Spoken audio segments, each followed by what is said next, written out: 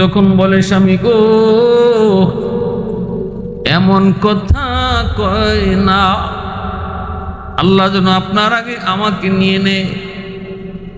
যদি এমন কয়, আল্লাহ না করুক, যদি এমন কয় কাফনের কি প্রয়োজন, আমি আমার শাড়ি দিয়া কাপড় দিয়ে আপনারে কাফন দিব।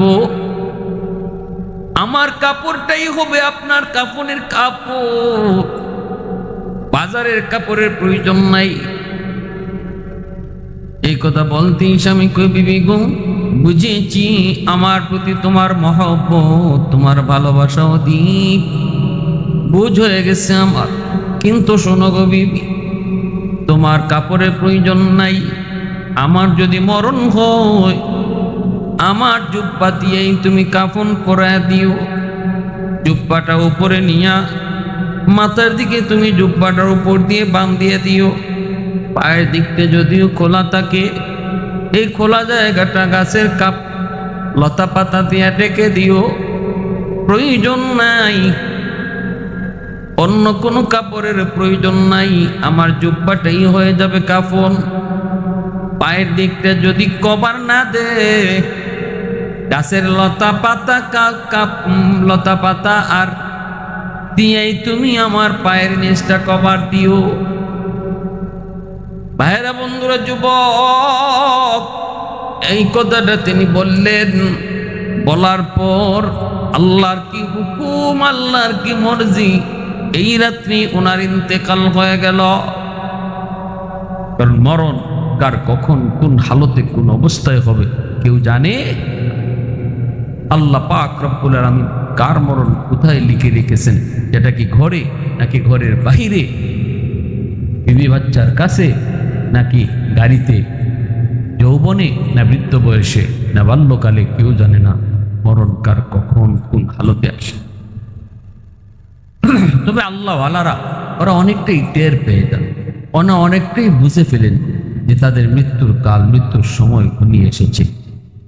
আমার উস্তাদ মালিবাগ মাদ্রাসায় যখন পড়ালেখা করি, দারুল হাদিস বুখারী জিলদে সানি যার কাছে পড়ছি, আমাদের শাইখে সানি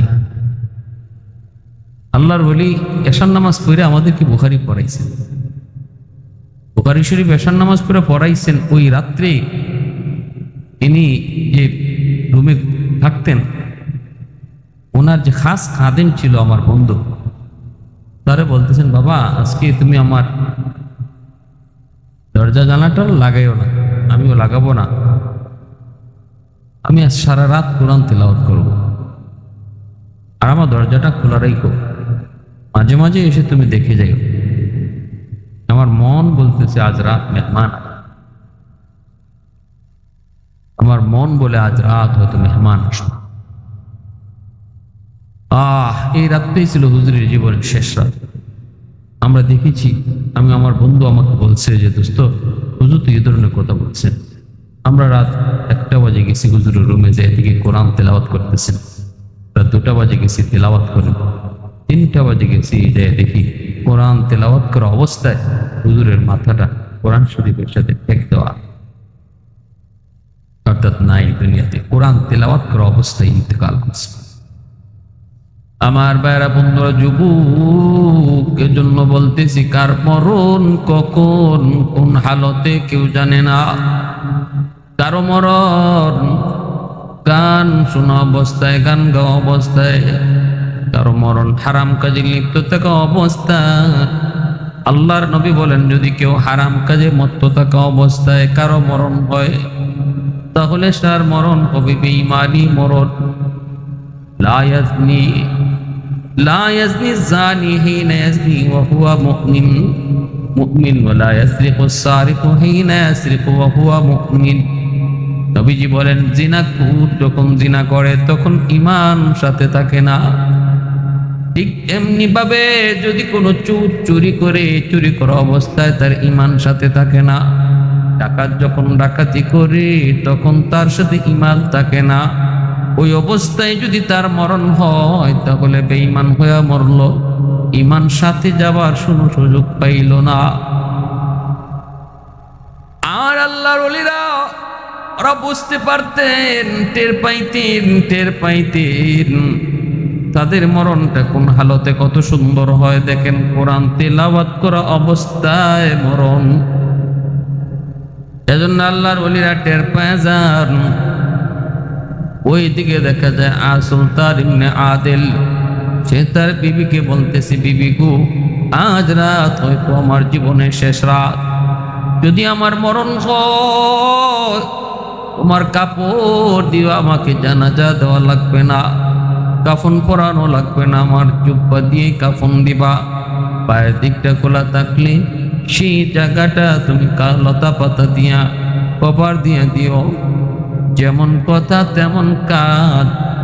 কিন্তু বিবি বলতেছিল, স্বামী গো, এই রাতে যদি তোমার মরণ হয় তাহলে বুঝলাম আমি কাফন পরাইব ইমাম, কিন্তু জানাজা দিব কে? জানাজা কাফন পরাইব কেমনে? জানাজা দিব কে? কিভাবে কি কি হবে? আমি তো কিছুই জানি না, কিছুই বুঝি না। জঙ্গলের ভিতরে একজন মানুষ মরণ হবে, আর জানাজা কেমনে হবে? তখনই স্বামী বলতেছে, বিবি গো, আমার মরণের পর তুমি আমার সন্তানকে তুমি এলাকায় পাঠাইবা, ইমাম সাহেবের কাছে পাঠাইবা।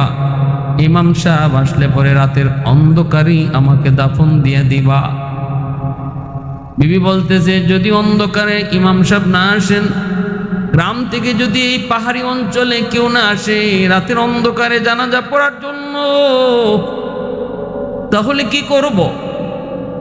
এবার সুলতান ইবনে আদিল বলতেছে, বিবি গো, যদি এমন হয় তাহলে কাউকে দরকার নাই, তুমি আমার দুটা নাবালিক সন্তানকে নিয়ে পাহাড়ের উপরে উঠবা। ওইটা তাদের কাঁধে হাত দিয়ে তুমি একটা এলান করবা, ইয়া রব্বি কাদ মাতা সুলতান ইবনে আদিল। এইভাবে তুমি এলান দিবা, আল্লাহ, তোমার গোলাম সুলতান ইবনে আদিল ইন্তেকাল করেছে। এতটুকু বলতে পারবা নি? এতটুকু বলতে পারবো। বাকিটা আমার আল্লাহর উপরে সবর করবা। আর এতটুকু বলবা, মালিক, তোমার গোলামের জীবনের কোনো 2 রাকাত নামাজ যদি তোমার কাছে পছন্দনীয় হয় গো, এর উসিলায় তুমি তার মৃত্যুর পরবর্তী কাজ সমাধা করো কুদরতি ভাবে। বিবির কাছে এই কথাগুলি বইলা সুলতান ইবনে আদিল ওই রাত্রে ইন্তেকাল করেন। ইয়ামেনের বহুত বড় বুজুর্গ, তৎকালীন সময়ে বাগদাদের বহুত বড় বুজুর্গ বাগদাদি, আল্লাহর বহুত বড় একজন বুজুর্গ জুনাইদ বাগদাদি, তিনি বাগদাদে আছেন। এইদিকে ওনার ইন্তেকাল হয়ে গেল ইয়ামেনের এক জঙ্গলে, ইয়ামেনের এক পাহাড়ি অঞ্চলে। কিন্তু ইমাম সাহেবকে খবর দেওয়ার জন্য বাচ্চারে পাঠাইছেন। ইমাম সাহেব বলতেছে, এত রাত্রে কেউ যাবে না পাহাড়ে, তোমরা যায় তোমার বাবার লাশ পাহারা দাও, সকালবেলা আমি মানুষজন নিয়ে জানাজা পড়ায় দেব। বাচ্চাগুলি কান্দে আর কই, মা গো, কেউ আসে নাই।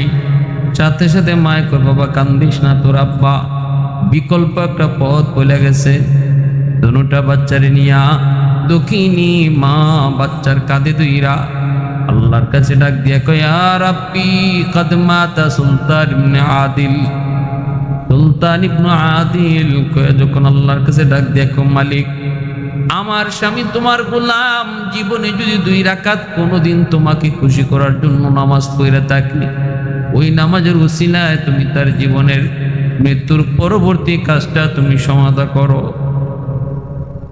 ভাইরা বন্ধুরা আমার, আওয়াজ পৌঁছে গেল মালিকের দরবারে। আল্লাহ পাক মানুষ রূপে ফেরেশতা পাঠায় দিয়েছেন বাগদাদি জুনাইদ বাগদাদির কাছে।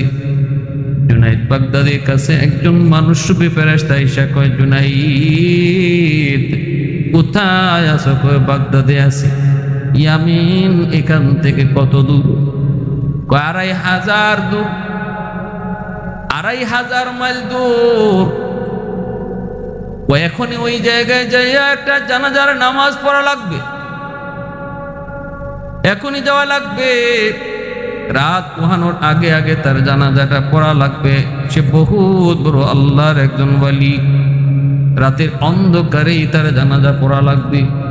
জুনায়েদ বাগদাদি বলেন, আমার সাথে আরো 13 জন যাবে, কিন্তু কেমনে যাব? শর্ট রাস্তা মালিকের কাছ থেকে বইলা দেন, যেন অল্প সময়ে আমি 2500 মাইল পাড়ি দিতে পারি, এমন কোন রাস্তা আছে? ফেরেশতা আল্লাহর কাছ থেকে জানিয়ে দেয়, ও জুনাইদ, মাটি ছিটায় দিলাম।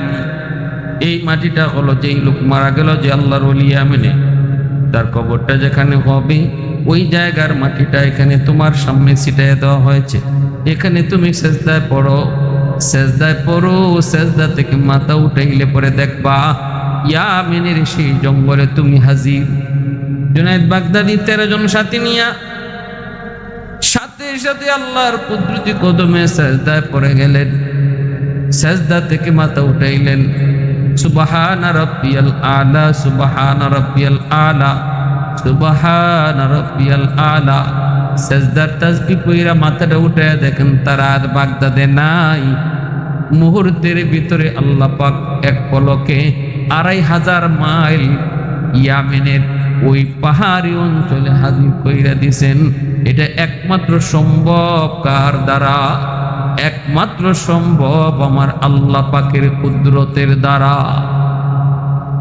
কাদের কুদরত দারি বরকামাল, আনতা রব্বি আনতা হাসবি দুল জালাল, আনতা রব্বি আনতা হাসবি দুল জালাল। বরি আজ চৌচিরাই, বরি আজ সুরত রঙ্গি, বরি আজ ইজ্জ নিয়াজি, বরি আজ বিম উমিদি, বরি আজ খুরদন ও কুফদন, বরি আজ তোহমতে মর্দন, বরি আজ বিম উমিদি, বরি আজ রঞ্জ বালাই। আহাদুন আহাদুন সামাদুন লাইসা কামিসলি সামাদুন লাইসা কাফাদলিক, লিমানিল মুলকু দুগুই তু সাজাওয়ার খুদাই, তু খুদাওয়ান্দে ইয়ামিনি, তু খুদাওয়ান্দে ইয়াসারি, তু খুদাওয়ান্দে জমিনি, তু খুদাওয়ান্দে সামাই। জুনায়েদ বাগদাদি দেখতেছেন একটা লাশ, একটা মহিলা 2টা বাচ্চা নিয়ে অসহায়ের মতো লাশের পাশে। মা, এই লাশটা কার? আমার স্বামী, নাম হলো সুলতান ইবনে আদিল। জুনায়েদ বাগদাদির নামটা শুই নাই, তিনি বলে বুঝে গেছেন এই সে আল্লাহর ওলি। জুনায়েদ বাগদাদি কয়, মা গো, টেনশন করো না, আমার আল্লাহ পাক আমাকে পাঠাইছে তোমার স্বামীর জানাজার সকল ব্যবস্থা করার জন্য। জুনায়েদ বাগদাদি বলতেছে, কাপড়ের ব্যবস্থা কেমনে করেছো? মহিলায় কো, হুজুর, আমার স্বামীর জুব্বা দিয়ে আমি কাপড়ের ব্যবস্থা করেছি। পায়ের দিকটা সম্ভব হয় নাই, কাপড় লতা পাতা দিয়ে রাখছি। জুনায়েদ বাগদাদি কয়, না গো, এই যে নেও আমার মাথার জুব্বার কাপড় দিয়ে তার জানাজা, তার কাফন পড়াও। সাথী সঙ্গী যে 13 জন আছিল তারা কয়, হুজুর, আমরাও আমাদের জুব্বাটা, আমাদের পাগড়িটা দিয়ে দিব। এই পাগড়ির কাপড় দিয়ে তার কাপড়ের ব্যবস্থা হোক। 13 জনের 13টা পাগড়ি যখন দিলেন, মাত্র 5টা লাগলো, 3টা লাগলো কুর্তার, কিন্তু বাকিগুলা নিচে মাটির নিচে বিছায়া চাদর বানায় দিছেন। যেই আল্লাহর ওয়ালি মৃত্যুর আগে স্ত্রীকে বলতেছে, বিবি গো, আমার কাফনের কাপড় কি দিয়া দিবা?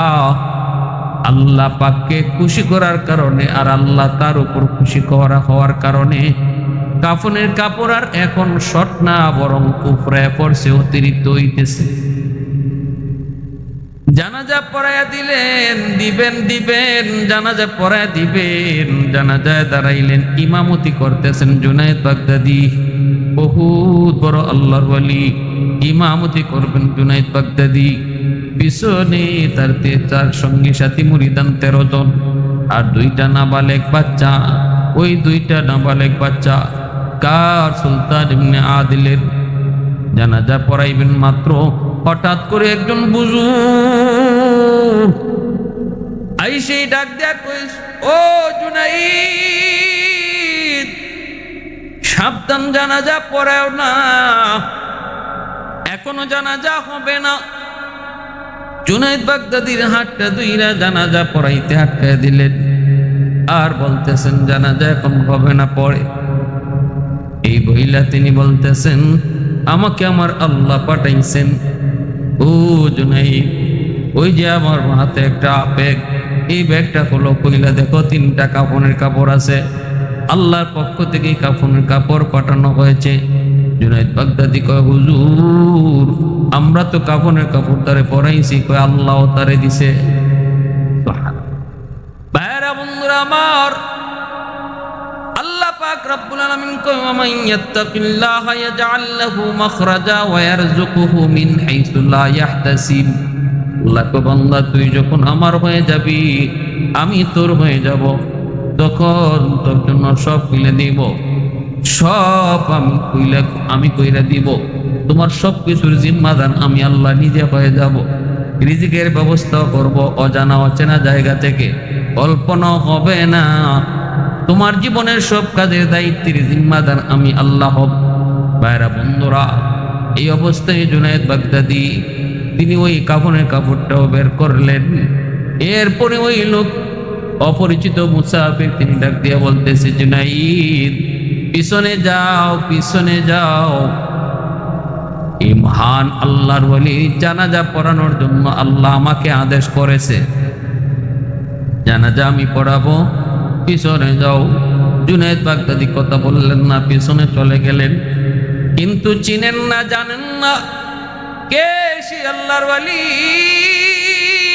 কি তার পরিচয়, কেন কি জন্য আমাকে পড়াইতে দিল না, তারে পড়াইতে আল্লাহ কইল কে সে, কি তার পরিচয়। জুনাইদ বাগদাদি কিছুই বলেন না। জানাজার নামাজ পড়ানো শেষ। এরপর মুসাফির ইমাম সাহেব ডাক দেখো, জুনাইদ, ওই যে ব্যাগটা তুমি নিছিলা, যে ব্যাগটা কইলা কাফনের কাপড় বের করছো, এই ব্যাগের নিচে 1200 স্বর্ণ মুদ্রা আছে। এই 1200 স্বর্ণ মুদ্রা ওই মহিলার কাছে দিবা, সুলতান ইবনে আদিলের স্ত্রীর কাছে দিবা। তার 2টা অবুজ নাবালিগ 2টা বাচ্চা আছে, আল্লাহ পাকের পক্ষ থেকে হাদিয়া। বলবা এই ব্যাগ থেকে সারা জীবন যেন টাকা নেই, হাদিয়া নেই, স্বর্ণ মুদ্রা উঠায়, হাত ঢুকাইয়া বিসমিল্লাহ বলে হাত ঢুকাইবে আর নিবে, কখনো দেখবে না কতটুকু বাকি আছে। সারা জীবন ভর এই ব্যাগে তাদের হাজত পুরা করার জন্য আল্লাহ বরকত ঢেলে দিবে। বলবা কখনো যেন কুইজা তালাশ করে না দেখে কি পরিমাণ আছে। ভাইরা বন্ধুরা, এই বইলা তিনি বলতেছে আমি চলে যাই। জুনাইদ বাগদাদি কয় যাইবেন পরে, আগে কোন আপনি কেডা, আমারে জানাজা পড়াইতে দিলেন না, আবার নাম দইরা দইরা যে সুন্দর করে ডাকতেছেন, মনে হইতেছে আপনি আমারে বহু আগ থেকে চিনেন, কিন্তু আমি তো আপনারে চিনি না, আমি তো আপনারে জানি না, চিনি না। আপনি কে, কি পরিচয় আপনার, একটু পরিচয় দিয়ে যান। আল্লাহর ওলি কই জুনাইদ, চাপাচাপি করিস না, আমাকে চিনবি না, স্যার আমার টাইম শর্ট। জুনাইদ বাগদাদি কয় ধরছি হাতে, ছাড়বো না, জানিনি আমি কে। বাগদাদের ঐতিহ্যবাহী, বাগদাদের সবচেয়ে বড় কুস্তিগীর হলাম আমি জুনাইদ। কুস্তিতে আমাকে কেউ হারাইতে পারে নাই। একাধিক স্বর্ণ মুদ্রা মেডেল আমি পেয়েছি, অনেকগুলি পুরস্কারে আমার সুখে ভরপুর। শক্তি করে আমার কাছ থেকে যেতে পারবেন না। ধরছি তো ধরছি, পরিচয় দেওয়াই লাগবে। কে আপনি, একটু তাড়াতাড়ি করুন, ছাড়বো না, পরিচয় না পাইলে ছাড়বো না। জুনাইদ বাগদাদি বাগদাদের সবচেয়ে বড় কুস্তিগীর ছিলেন। একাধিক পুরস্কার তিনি পাইছেন, একাধিক পুরস্কার তিনি নিছেন। তাকে আজও পর্যন্ত বাগদাদের কেউ হারাইতে পারে নাই। শেষ পর্যন্ত জুনাইদ বাগদাদি তিনি কুস্তিগির করা অবস্থায় ফাইনাল রাউন্ডে যায় একজন নিঃস্ব কঙ্কাল সার বয়স্ক মানুষের কাছে জুনাইদ বাগদাদি হারছেন। এটা আবার কেমন? প্রথম মেডেল, সরকারি পুরস্কার, জাতীয় পুরস্কার দেওয়া হবে জুনাইদ বাগদাদিকে। সরকারের পক্ষ থেকে ঘোষণা দেওয়া হচ্ছে, এখনই জুনাইদকে পুরস্কৃত করা হবে। যদি কেউ থাকো অবজেকশন দেওয়ার দাও, আনলে পুরস্কার দিয়ে দিব। তার সামনে কেউ দাঁড়াইবার সাহস নেই। পুরা একজন মানুষ হাত উঠে কয়, যাবো না, আমার একটু সুযোগ দেন, আমি লড়ব। সবাই তো অবাক, ঘটনা কি? আপনার কি হুঁশ আছে? জুনাইদ বাগদাদির সাথে আপনি লড়বেন? নিজের শরীরের ফায় চাইছেননি, নিজের শরীরের ফায় তাকাইছেননি, নিজের শক্তির দিকে খেয়াল করছেননি? মইরা যদি যান আমরা কিন্তু রিস্ক নিব না। পুরা মানুষটাকে কোনো অসুবিধা নেই, কারো কোনো রিস্ক নিতে হইব না। লিখিত যদি কোনো কিছু দিতে হয় দাও, আমি আমার জীবনের জন্য আমি রিস্ক নিলাম। এই বইলা হাজারো হাজার মানুষের সামনে জুনাইদ বাগদাদি, সে যে জাতীয় বীর, তার সামনে কুস্তিতে লড়ার জন্য একজন বয়স্ক মানুষ কঙ্কালসার গায়ে শক্তি নিয়ে হাজির হয়ে গেছে। সবাই তো অবাক।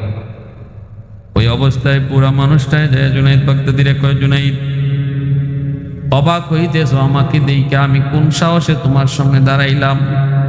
কিন্তু জুনাইদ শোনো, তুমি আমাকে চিনো না, আমি তোমাকে ভালো করে চিনি।